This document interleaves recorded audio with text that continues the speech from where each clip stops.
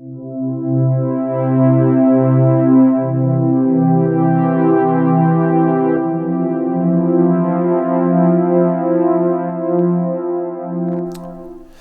some thoughts for today, the third Sunday of Easter.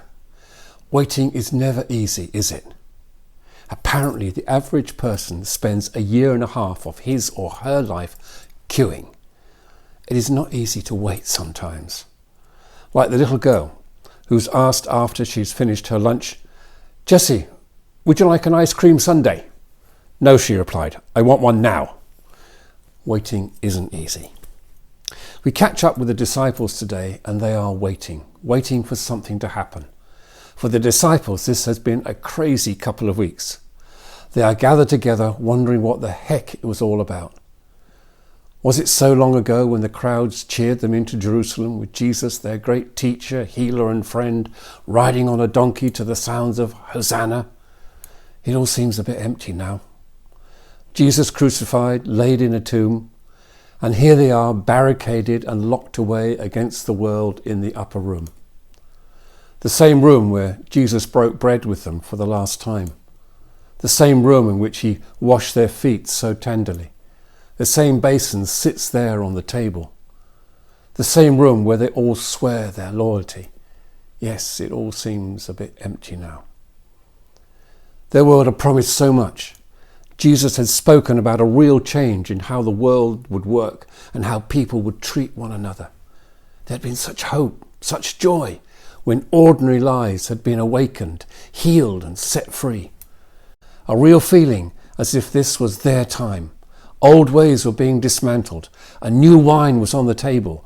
A feeling that they were part of something so special, so different, that they were not sure what it was all about, but something deep within them called them to be part of it. Don't miss out, go with it. However, now they are just sat together, locked away, waiting to know what to do and how to do it. Anxious for the future, they waited together. They have heard how Jesus appeared to Mr. and Mrs. Clopas on the road to Emmaus, and how he also appeared to Simon. Then suddenly Jesus himself appears and says to them, "Peace be with you." This is both an amazing and beautiful greeting. Jesus could have said, "Well, what happened to you lot? Where were you when I needed you? What happened to your brave words and empty promises? How could you all desert me, deny me, and leave me alone?" He could have done that, but he didn't. His welcome instead means that there is an instant reconciliation. Peace be with you. All is well between us. Peace be with you. However, despite their recent conversations and excitement about his amazing appearances, no one recognizes him. They think they are seeing a ghost. As a result, they are frightened, fearful, and doubting. So Jesus shows them his wounds and says, "Touch me and see."